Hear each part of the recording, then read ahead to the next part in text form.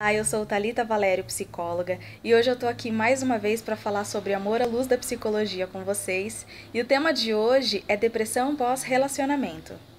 Mas eu não poderia começar a falar sem antes agradecer as mensagens inbox, os feedbacks positivos que eu tenho recebido, as sugestões todas, né? Que inclusive o tema de hoje foi uma sugestão do leitor que me autoriza mencionar seu nome, foi o Cleiton Menezes.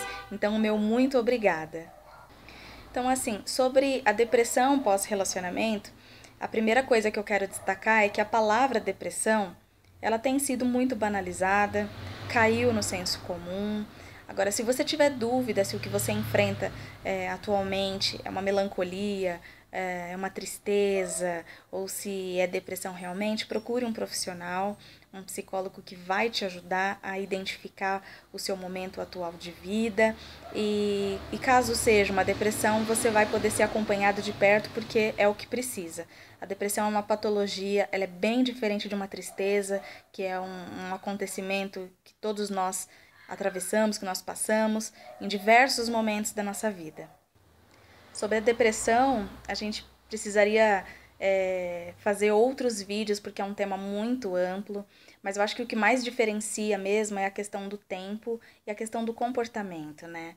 A tristeza, ela pode ser controlada. Eu meio que sei algumas coisas que vão me fazer bem e que vão me tirar daquele estado de tristeza. A depressão, ela independe da vontade da pessoa, é algo maior do que a pessoa pode suportar naquele momento, é algo maior do que ela pode fazer para ficar bem consigo mesma. Então não existem alguns passos que ela possa seguir, que ela vá se sentir melhor, porque a depressão não é aquela chavinha da autoestima ou da tristeza que a gente liga e desliga quando a gente quer. A doença precisa ser tratado, é coisa séria.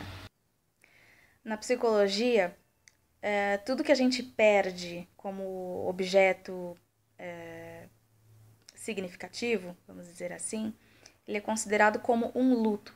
Talvez você tenha ouvido essa palavra apenas para se referir ao adeus à questão da morte. Estou de luto, alguém morreu. Mas em psicologia, tudo que morre, e leia-se, aqui cabe a questão do relacionamento, pode ser enfrentado como luto. Então, eu trouxe para vocês hoje, vou falar um pouquinho sobre as 5 etapas do luto e talvez você se identifique bastante sobre algo ou alguém que você perdeu. Não importa se você foi quem deixou ou quem foi deixado, você vai se identificar com essas 5 etapas. Esses 5 momentos da situação do luto foram descritos por uma autora já falecida, mas muito importante na psicologia. Em estudos, ela foi referência na questão das representações da morte em diversas etapas do ciclo vital.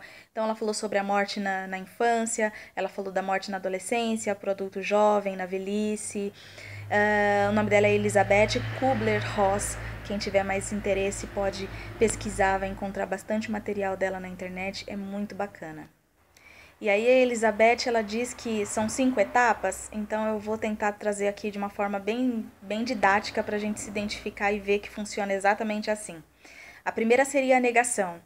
Eu não acredito que isso está acontecendo comigo. Por que comigo? Por que eu? A gente se dava tão bem. O que aconteceu? O que eu fiz? A segunda seria a raiva. Ele vai ver. Ele vai ver que quem saiu perdendo foi ele vai ver que não é bem assim, ele vai se arrepender depois e vai me procurar. Afinal de contas, pô, uma pessoa como eu não se encontra em qualquer lugar, né? Aí a terceira etapa seria a barganha, que é a negociação que a gente faz. Mas já passaram-se um mês, e se eu ligar para ele? Será que a raiva dele já passou? Será que agora a gente pode conversar? Mas ó, eu tô ligando pra você, mas eu tô prometendo que eu não vou mais fazer o que eu fiz. Olha, eu mudei, eu vou mudar, eu vou ser daqui pra frente a pessoa que você quer. A pessoa tenta negociar formas de fazer com que volte, porque ainda não aceita a questão do irreversível, né? Do que acabou, do que é finito, né? A quarta etapa é a depressão, que é onde a pessoa se entrega, perde as esperanças, ela precisa passar por esse momento, por essa deprê, essa melancolia, essa etapa de ouvir músicas que a gente chama de músicas dor de cotovelo, uma série de coisas aí que acompanham essa etapa da depressão. E por quinto e último, a aceitação, que é onde você já passou, você já elaborou todas essas outras etapas anteriores, e aí se vê pronto para seguir a sua vida, independente de qual tenha sido esse objeto perdido. Nesse caso aqui, eu estou exemplificando na questão do relacionamento, né, no pós-relacionamento. Mas se você parar para observar, qualquer coisa que a gente perda, que foi muito, que a gente perca, que tenha sido muito significativo, muito importante pra gente, a gente vai passar por essas etapas. Ok, eu tô triste, eu tô melancólico porque eu tive um término de relacionamento. Quando é que isso deve me preocupar? Quando isso já passou para todo mundo, menos para você. Quando você fica cansativo de falar e as pessoas não te aguentam mais, quando você tem a necessidade de ainda colocar para fora toda aquela raiva, toda aquela negação, toda aquela situação que para você ainda não acabou, mas que todo mundo sabe que acabou, né? E na realidade, a melancolia ela faz parte do processo, né? No sentido da diminuição.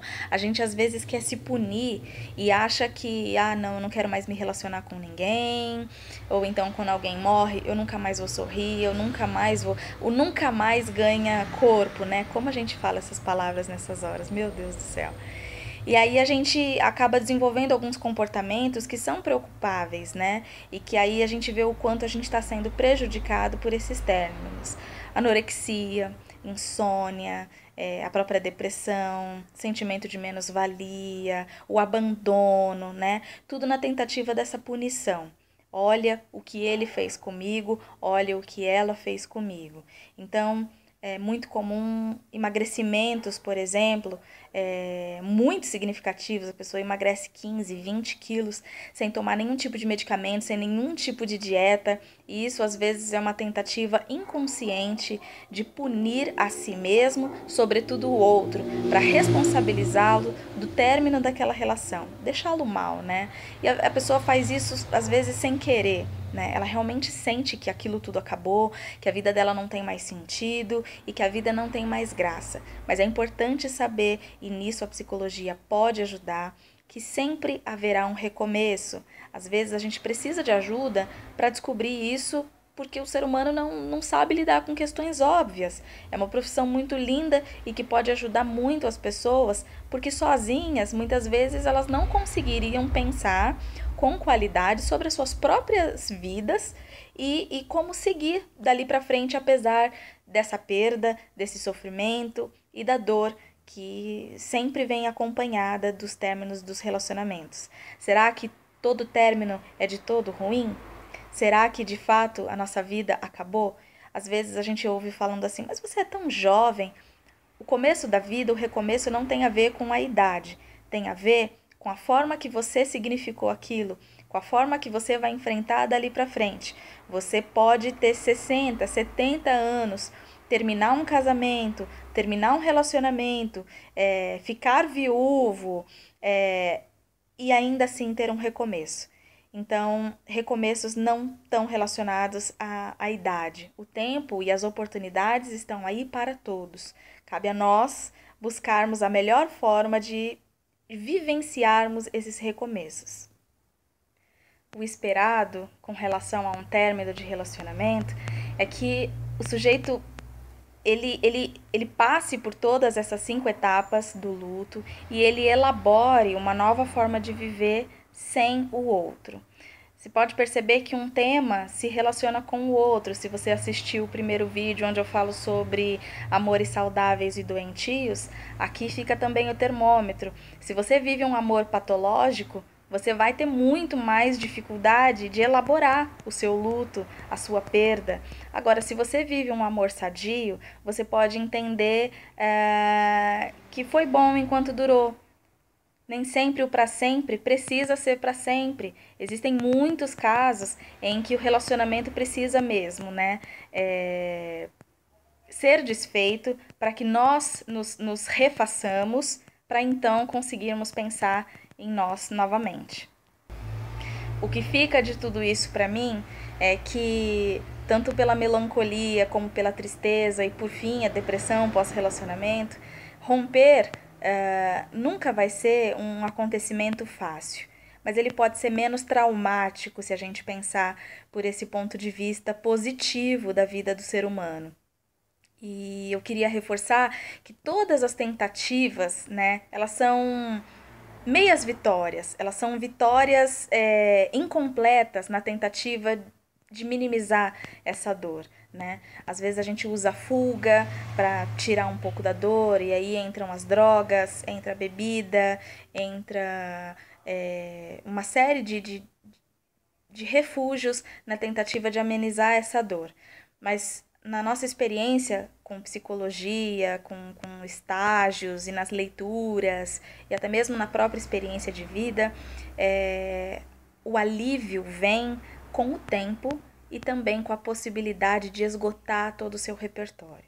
É falando sobre o que se sente, é falando como se sente, que você vai sentir alívio nas emoções. Quando o seu dente dói, você sabe apontar até qual deles está doendo. Quando a dor de cabeça surge, você sabe até que remédio ir lá e tomar para amenizar. Mas e quando dói o coração e quando dói a alma? É a psique chamando a sua atenção. Algo não está bem para você. E falar, daí o processo terapêutico pode te ajudar e muito. Falar ajuda, alivia aquela tensão. Procure um profissional, procure ajuda, tanto em qualquer processo. Perder nunca vai ser fácil, nunca foi, mas é aquilo que eu falei, ele pode ser menos traumático. Espero que esse vídeo tenha te ajudado. Se você gostou, curta, comente, compartilhe, se inscreva no meu canal. Dessa forma você pode inclusive ser notificado toda vez que tivermos um vídeo novo. Um abraço, fiquem com Deus e até o próximo.